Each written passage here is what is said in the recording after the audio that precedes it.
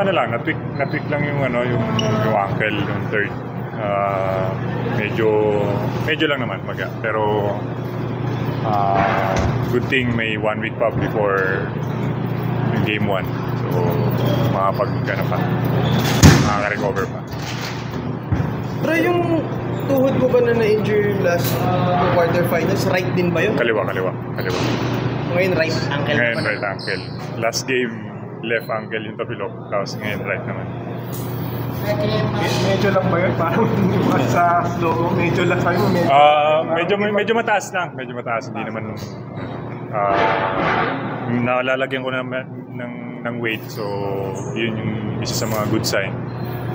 Tapos, syempre, si PTRC naman, positive naman siya na bababa yung maga. Pero you'll be facing the forward team sa finals. Tumatakbo sa isa. I'm excited. Yan na. New team, syempre. Tapos, former team, mga kalaban. Hopefully, isang magandang series.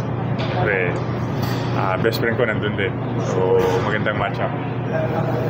Tapos yung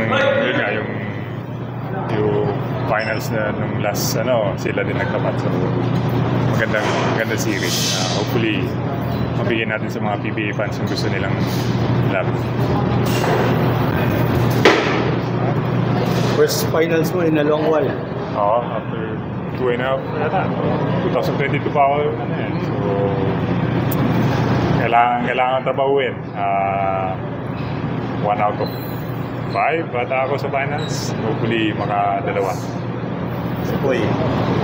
Boy, wala mo nang kaibigan.